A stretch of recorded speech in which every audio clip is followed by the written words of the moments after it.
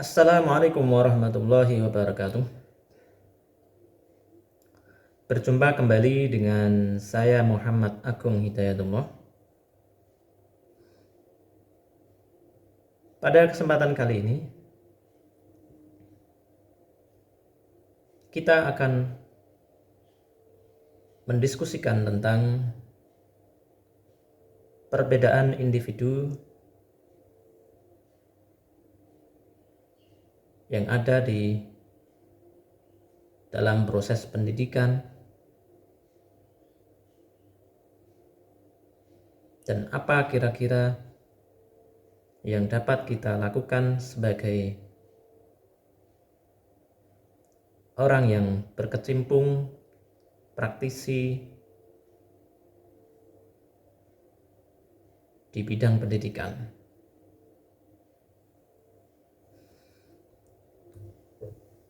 Para pemirsa sekalian,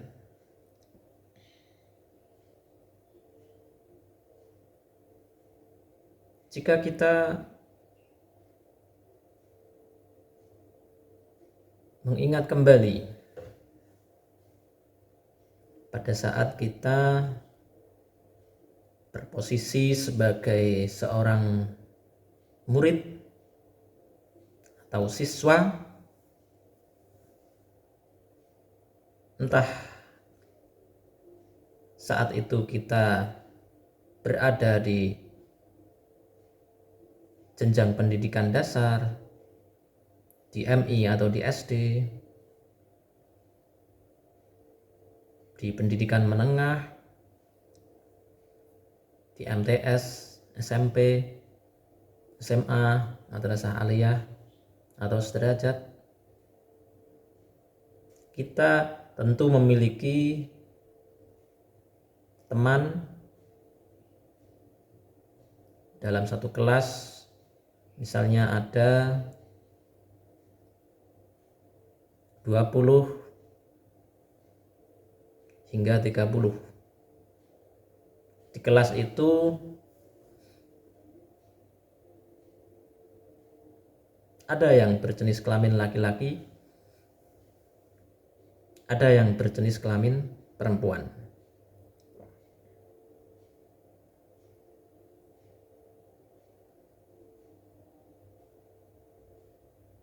Sebagai seorang guru atau pendidik misalnya,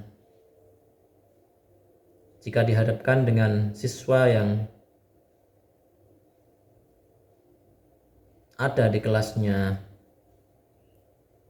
siswa laki-laki maupun siswi atau siswa perempuan, maka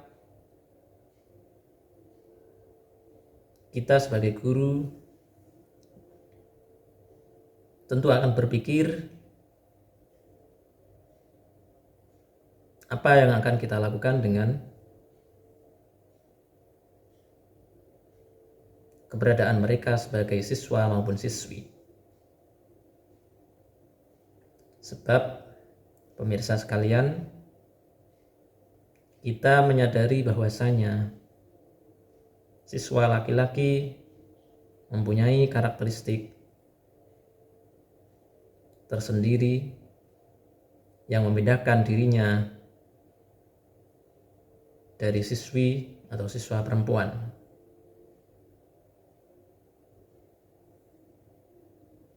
Itu perbedaan jika kita melihatnya dari jenis kelamin.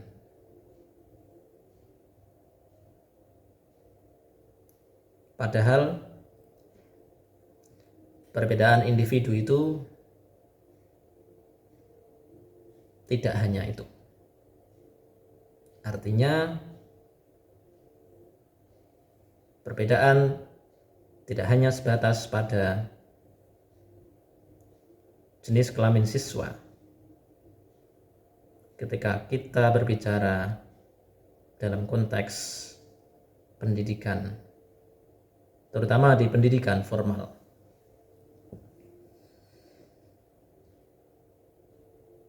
lantas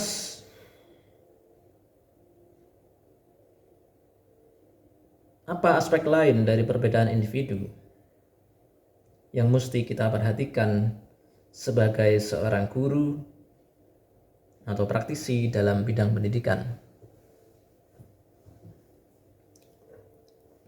Para pemirsa sekalian,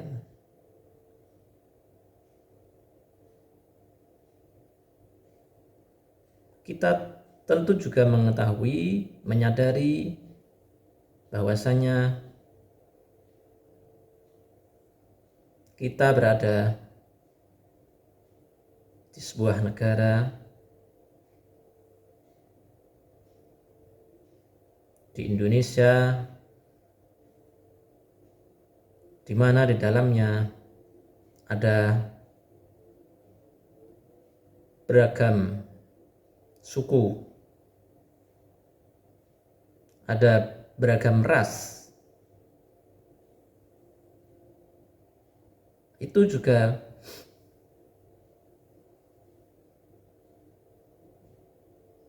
di antara aspek yang mesti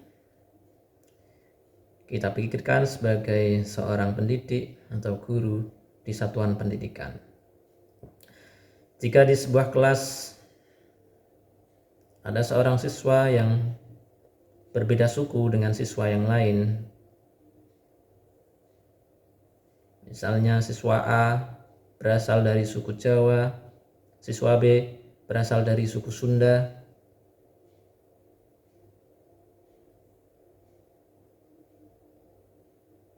apa yang akan terjadi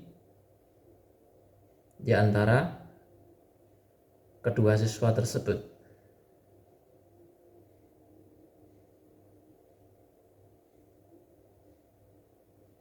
Pada awalnya bisa jadi masing-masing siswa akan membawa ciri khasnya masing-masing.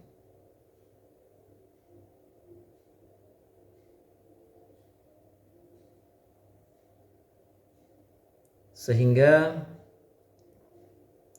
siswa tersebut akan mengalami kesulitan ketika berinteraksi dengan siswa lain yang berasal dari suku yang berbeda darinya. Siswa yang berasal dari suku Jawa ada kemungkinan dalam kesehariannya dari segi bahasa ia akan menggunakan bahasa Jawa, sementara siswa atau temannya, siswa yang lain akan menggunakan bahasa Sunda atau bahasa dari suku-suku yang lain, yang mana hal itu menjadi anugerah tersendiri bagi guru yang ada di kelas tersebut.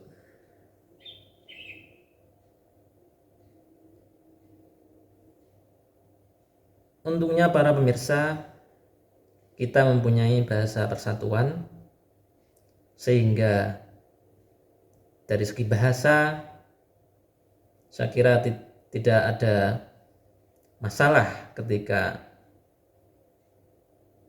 siswa yang berasal dari suku Jawa dan suku Sunda tadi berada dalam satu kelas, mengingat bahasa yang digunakan sebagai bahasa pengantar di satuan pendidikan di seluruh Indonesia adalah bahasa Indonesia. Namun demikian pemirsa, apabila kita dihadapkan pada situasi dan kondisi yang lain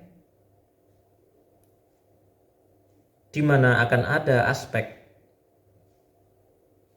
yang membedakan antara satu siswa dengan siswa yang lain, di samping jenis kelamin dan suku atau ras, agama, ada kalanya di sebuah kelas terdiri dari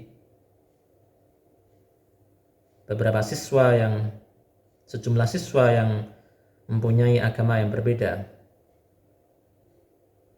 terutama sekali di satuan pendidikan SMA atau SD, dalam hal ini satuan pendidikan umum yang tidak secara langsung berlabel agama. Berbeda halnya apabila kita membicarakan tentang madrasah ibtidaiyah atau madrasah aliyah, maka di dalamnya pada umumnya di Indonesia, di MI, di MTS maupun di madrasah aliyah, siswanya beragama sama.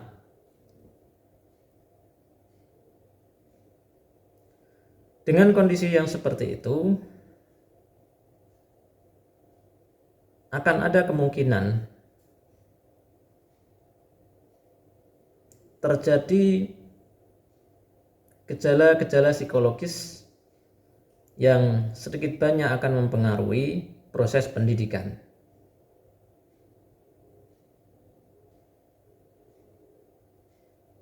Secara emosional misalnya, boleh jadi siswa yang mempunyai kesamaan suku, siswa yang mempunyai kesamaan agama akan mempunyai ikatan emosional yang lebih tinggi jika dibandingkan dengan siswa yang mempunyai perbedaan suku maupun perbedaan agama. Sehingga semakin banyak varian yang ada di suatu kelas, maka semakin banyak pula PR bagi guru di kelas tersebut untuk meramu bagaimana agar perbedaan yang merupakan anugerah dari Allah Subhanahu wa taala itu tidak menjadi sekat alias penghalang bagi siswa dengan keragaman masing-masing untuk tetap menikmati proses pembelajaran di dalam kelas tersebut. Di samping perbedaan jenis kelamin, agama, ataupun suku, ada lagi perbedaan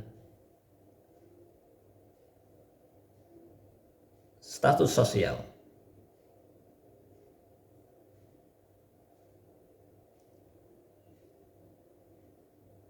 Katakanlah di suatu kelas ada sebagian siswa yang berasal dari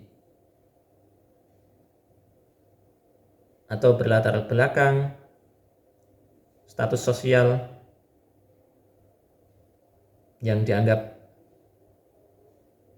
lebih tinggi dari siswa yang lain yang dianggap mempunyai status sosial yang tidak lebih tinggi darinya.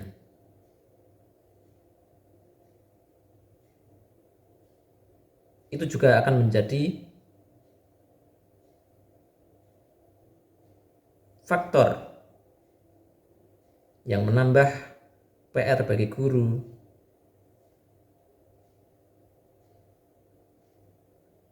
yang ada di kelas itu. Karena lagi-lagi siswa yang mempunyai perbedaan status sosial boleh jadi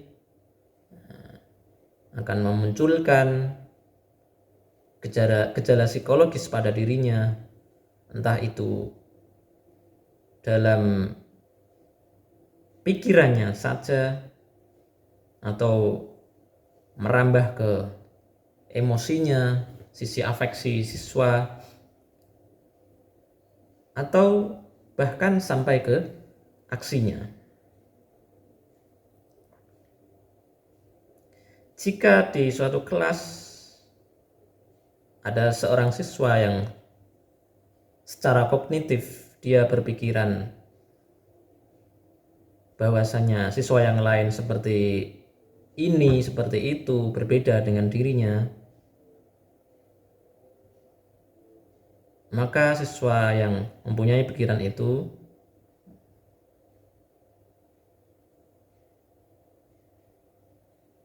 boleh jadi akan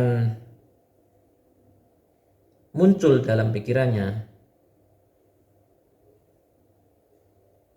sehingga proses pendidikan atau pembelajaran yang ia alami juga akan terpengaruh. Belum lagi jika pikirannya ditambah dengan gejala psikologis yang lain, yaitu emosi. Selain ia berpikir tentang temannya, ia merasa tentang temannya. Ia merasakan, oh siswa yang lain itu seperti ini, seperti itu. Saya kok seperti ini, tidak seperti mereka. Maka dia akan merasakan sesuatu yang beda, yang dapat mempengaruhi tindakannya kemudian. Apa tindakannya? Boleh jadi dia akan menutup diri untuk tidak bergaul dengan mereka yang berbeda agama, berbeda suku, berbeda jenis kelamin, dan lain sebagainya. Para pemirsa sekalian,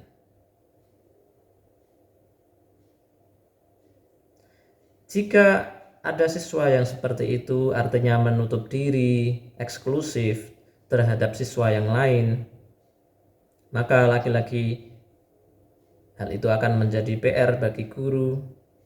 Bagaimana supaya kelas menjadi lebih inklusif,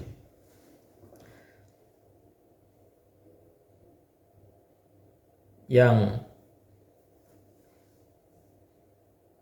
secara praktis nantinya akan berefek pada kelancaran pembelajaran. Betapa tidak jika satu siswa menutup diri, kemudian ditambah lagi dengan siswa yang lain menutup diri atau eksklusif dari siswa yang lain. Bagaimana jadinya apabila suatu saat guru mengatur kelas supaya satu siswa dengan siswa yang lain itu berkolaborasi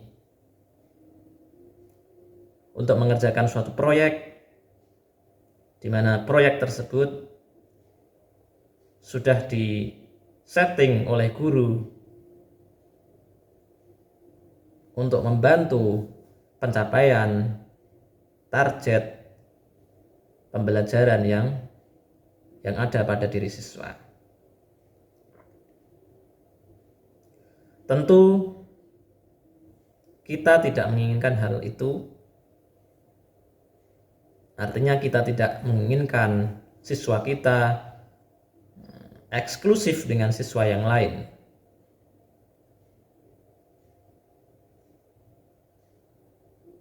Maka dari itu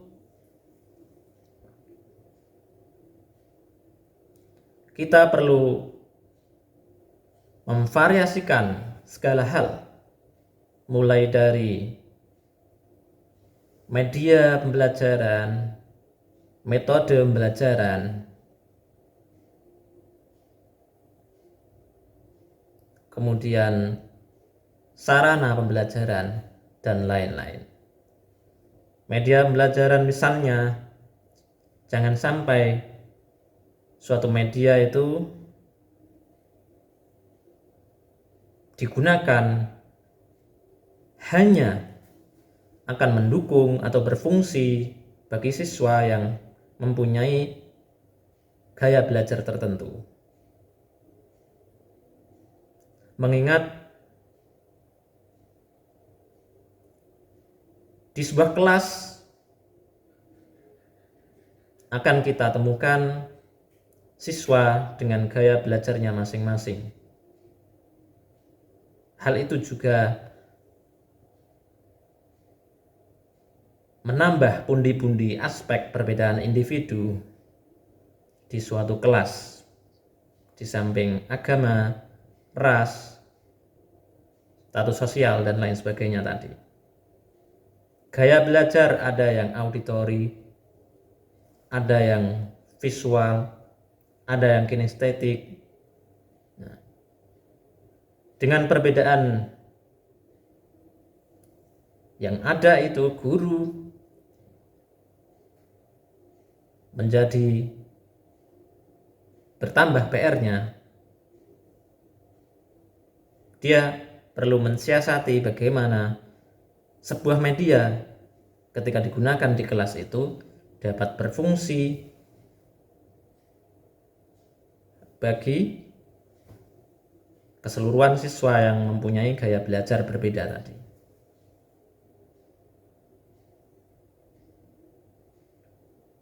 Para pemirsa sekalian, perbedaan individu juga akan bertambah aspeknya bila kita melihat di sebuah kelas misalnya terdapat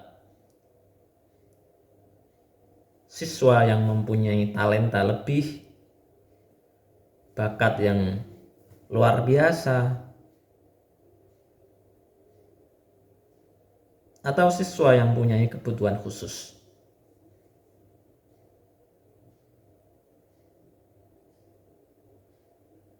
Dengan adanya penambahan aspek perbedaan individu itu, bisa jadi pula akan menambah gejala-gejala psikologis yang ada pada diri siswa.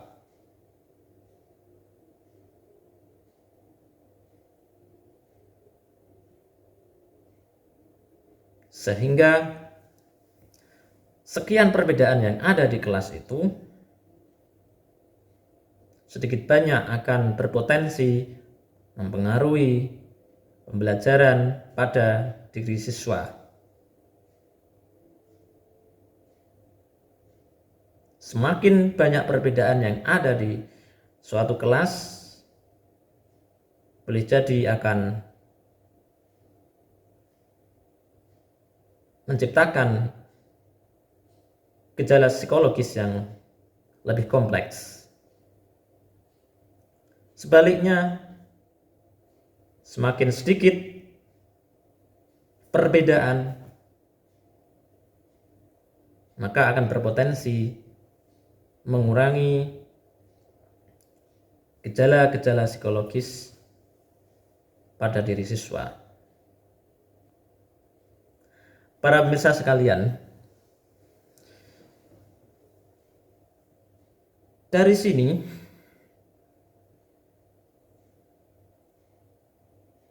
dapat kita nyatakan bahwasanya kita sebagai fasilitator dalam suatu kelas perlu lebih jeli dalam menelaah, dalam mengenali kondisi siswa-siswi kita. Semakin baik kita mengenali siswa kita, kemungkinan besar kita akan lebih mudah dalam melihat gejala psikologis apa yang akan terjadi pada siswa-siswi yang telah kita kenal sejak awal. Begitu pula ketika kita dari awal hingga akhir suatu periode pembelajaran tidak ada upaya untuk mengenali kondisi siswa, mulai dari siswa A sampai siswa Z, maka hal itu akan berpotensi kita akan mengalami kesulitan dalam melihat gejala psikologis yang terjadi pada masing-masing siswa.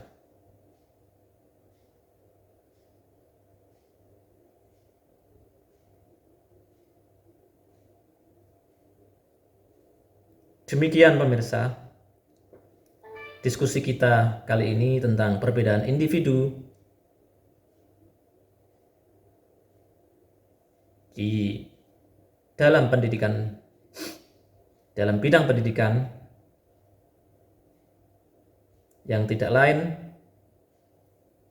tujuannya adalah bukan untuk mencari perbedaan, akan tetapi dengan perbedaan yang ada kita semakin matang sebagai fasilitator, sebagai guru, sebagai pendidik dalam mengawal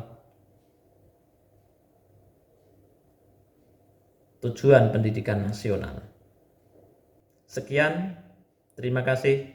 Wassalamualaikum warahmatullahi wabarakatuh.